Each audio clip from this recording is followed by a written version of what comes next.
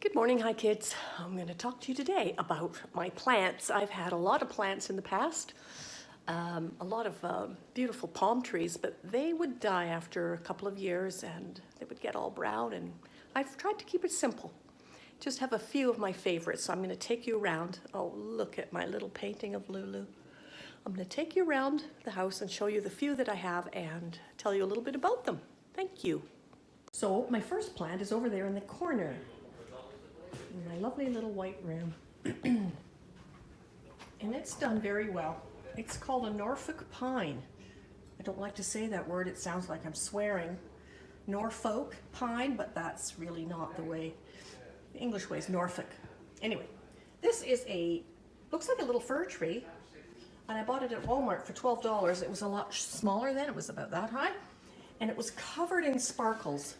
There's one or two sparkles left. It was covered in glitter. But the new growth has come up and it's fresh, green, and unsullied by any glitter. Down low, a lot of branches break off and die. Well, you kind of break them off, but they get all brown, so you kind of clear that up and then just deal with the canopy up top.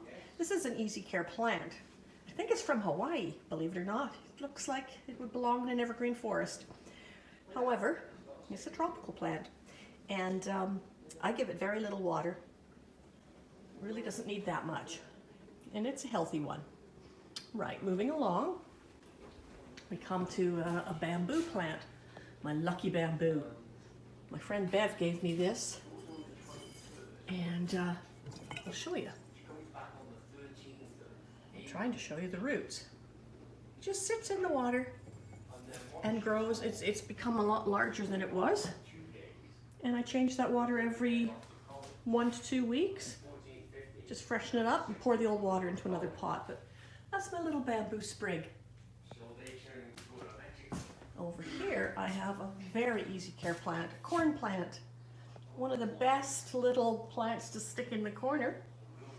It can take a little bit of, child brushing past, or I used to keep a palm in here, but like I say, they kept dying. But look at this, it's pretty lush. It's the variegated one. Really nice, healthy leaves. It's just quite a glossy thing. Now, I have been trying to get it through this last winter here, which we're almost through. And I've given it possibly too much water for the fact that it's not hot and sunny and all of that. So I did get a little leaf damage. A little yellowing. What I did was I did some trimming. I cut all that off. I even cut off where's some? If the tips are ruined, I just take a scissors and I cut like a nice shape to them, I make a pointed V. And then you can't really see that it's had some damage, so it always looks good. So I'm quite happy with that one. And in here we have something that's overwintering. It's a giant rosemary plant. It would like to get outside. It has been dropping needles. I just picked them up today. It's been dropping its little dry needles, but I just grab a piece when I need a little something for a meal, a roast pork, or a little seasoning. And it's quite big. I've had it in the house for maybe 3 winters, 2 or 3.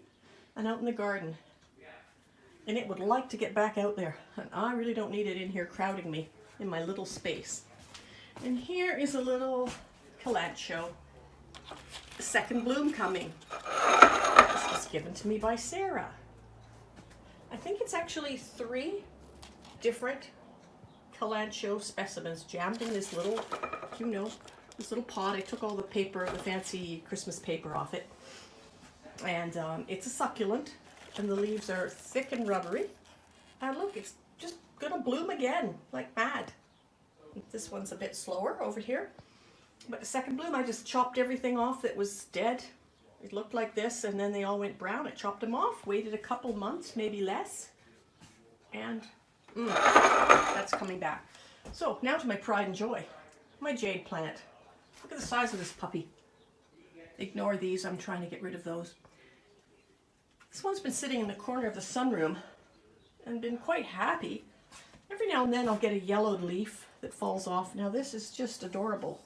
Thick and rubbery. It's the kind of jade plant with a sort of a funny leaf, not the usual flattened, round, thick one. These are thick all right, but